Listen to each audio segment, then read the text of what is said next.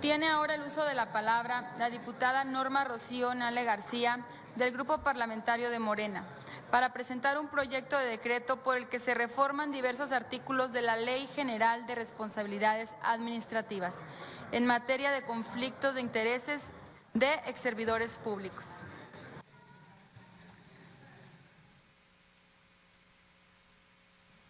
Con su permiso, Presidenta, compañeros y compañeras legisladores, todos sabemos que nuestro país ha sido sacudido en los últimos años por escándalos de corrupción en los que han participado personajes de la más alta esfera pública. Las reformas anticorrupción no han sido suficientes para reducir los crecientes índices de corrupción que se manifiestan de diversas maneras. El conflicto de intereses representa un fenómeno que se agrava cuando hablamos de exservidores públicos, algo que no se encuentra debidamente legislado y que es la influencia comparable de los intereses personales del servidor público y puede darse no solo en el desempeño de sus funciones presentes, sino también en el desempeño de sus funciones o actividades futuras una vez que deja el encargo como servidor público. El problema actual se centra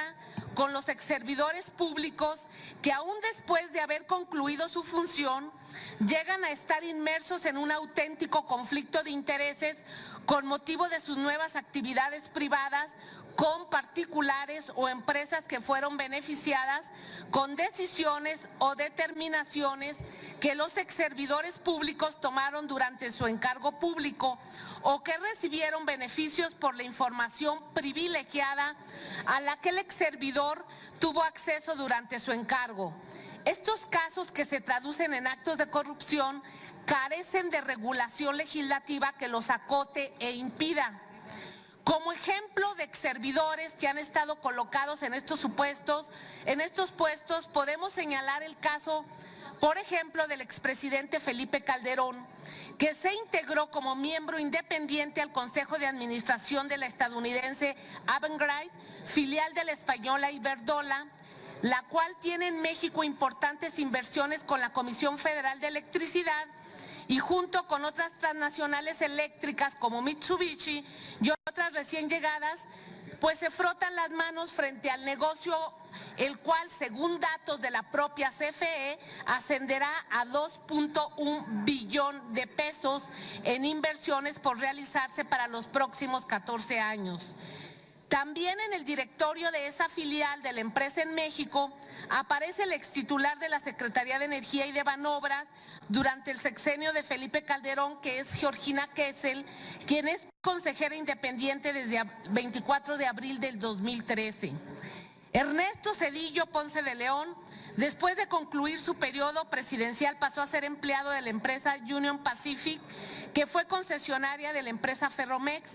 como resultado de la privatización de Ferrocarriles Nacionales de México que se realizó justamente durante el gobierno de Zedillo. Ahora, hoy, se acaba de dar a conocer que Vicente Fox,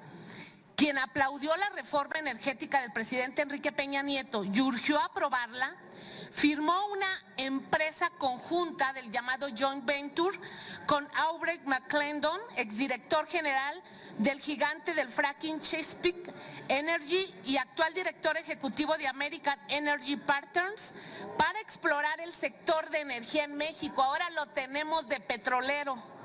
Fox dijo desde hace meses que los costos laborales más baratos en México y la disposición del gobierno a aceptar menor pago de derechos que los propietarios estadounidenses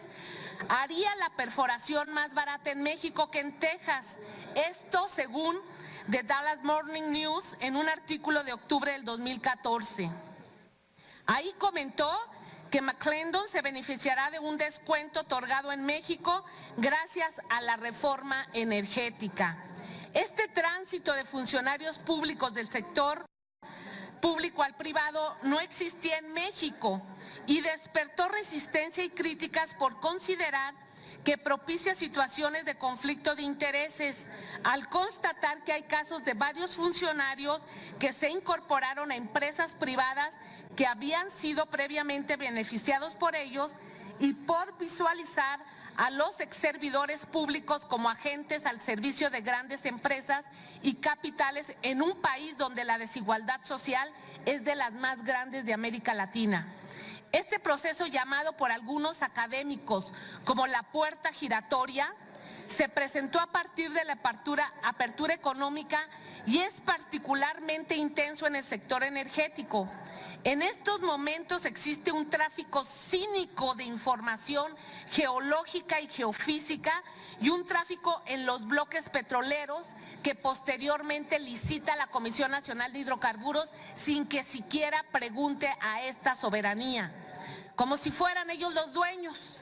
del territorio nacional. La presente iniciativa de reformas a la Ley General de Responsabilidades Administrativas propone modificar la definición de conflicto de intereses contenida en la fracción sexta del artículo 3º,